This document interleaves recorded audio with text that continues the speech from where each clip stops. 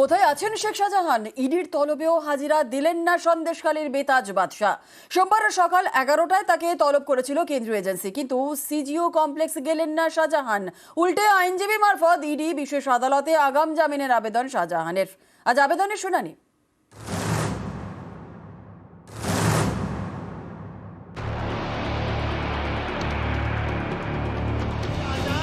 কোথায় আছেন শেখ শাহজাহান? সন্দেশখালীর বেতাজ বাদশা এখনো বেপাত্তা।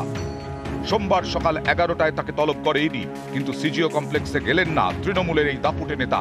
এতেই অনেকের প্রশ্ন, গ্রেফতারের ভয়ে কি হাজিরা দিলেন না শাহজাহান?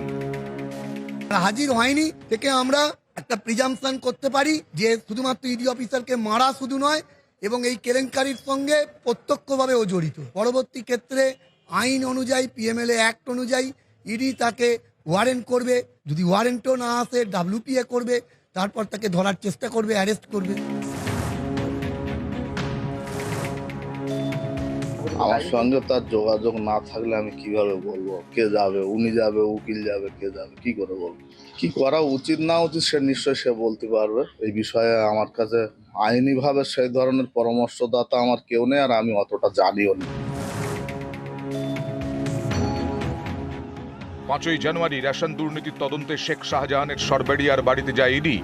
তল্লাশি কিংবা জিজ্ঞাসাবাদ দূরের কথা, সেদিন তার দেখাই পাননি ইডি অফিসাররা। উল্টে শাহজাহানের অনুগামীদের হাতে আক্রান্ত হতে হয়।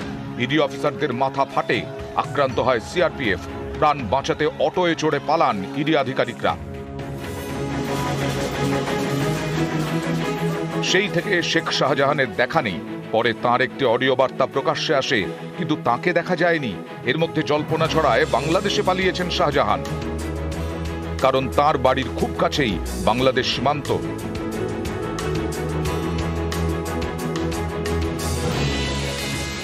পরে সেই শাহজাহানই হাইকোর্টে বক্তব্য জানানোর আর্জি পেশ করেন নিজের আইনজীবীর মাধ্যমে। তখন আদালত প্রশ্ন করে, শাহজাহান আত্মসমর্পণ করছেন না কেন? এরপরেও অবশ্য আত্মসমর্পণ করেননি শাহজাহান, তাকে ধরতেও পারেনি পুলিশ।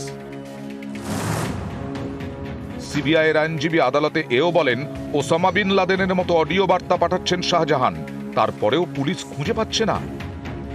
এরপরেও কেটে যায় কয়েকটি দিন, বেপাত্তাই রয়ে যান সন্দেশখালীর বেতাজ বাদশা। 24শে জানুয়ারি দ্বিতীয়বার শাহজাহানের বাড়ি যায় ইডি। 19টি তালা ভেঙে 6 ঘন্টা ধরে তল্লাশি চালায়। মেলে শুধু জামাকাপড় আর বাসনপত্র। সেদিনও শাহজাহানের দেখা পায়নি কেন্দ্রীয় এজেন্সি। শাহজাহানকে না পেয়ে তাকে তলব করে নোটিশ ছাঁটায় বাড়িতে। সময় দেওয়া হয় সোমবার সকাল 11টা, কিন্তু সিজিও কমপ্লেক্সে এদিন গেলেন না শেখ শাহজাহান। তিনি বেপাত্তা, অধরা। নিউজ 18 বাংলা।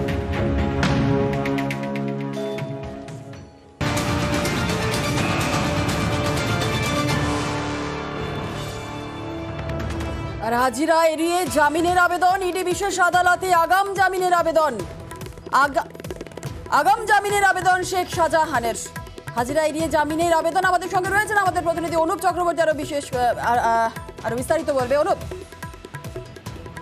শেখ শাহজাহানের বাড়িতে তল্লাশি অভিযান, সেক্ষেত্রে তল্লাশি অভিযানে গুরুত্বপূর্ণ কোনো কিছু না মিললেও পরবর্তী ক্ষেত্রে দেখা যায় শেখ শাহজাহানের ক্ষেত্রে কিন্তু তার বাড়িতে নোটিশ ছাটিয়ে দেওয়া হয় এবং বলা হয় একেবারে সশরীরে যাতে তিনি 29 তারিখে সকাল 11টার মধ্যে ইডি দপ্তরে হাজিরা দেন। কিন্তু সেক্ষেত্রে তিনি হাজিরা এড়ালেন। অন্যদিকে দেখা যাচ্ছে ইডির যে বিশেষ আদালত, অর্থাৎ পিএলএমএল যে ইডির বিশেষ আদালত, সেখানে কিন্তু মূলত সেখানে তিনি আগাম জামিনের আবেদন করছেন।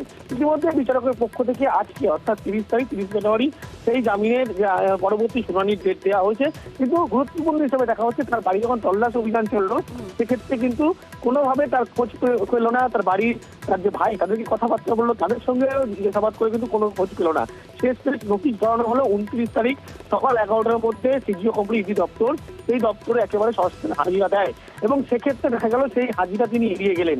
অর্থাৎ কি করলেন? সেক্ষেত্রে দেখা গেল জামিনের আবেদন করলেন যে ইডির বিশেষ আদালত সেখানেই।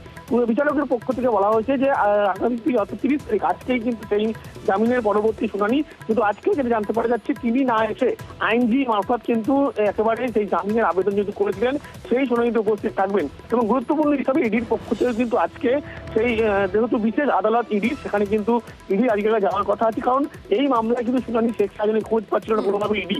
সেই কারণে গুরুত্বপূর্ণভাবে কিন্তু ইডি আধিকারিক তারাও কিন্তু সকাল 11টার পরে ইডি আধিকারিকরা মূলত শেখ শাহজাহানের আইনজীবী যেহেতু জামিনে আবেদন করেছে আর শুনানি, সেই কারণে ইডি আধিকারিক সেই শুনানিতে উপস্থিত থাকবেন বলে এমনটাই ইডি সূত্রে খবর। শুনেলাম।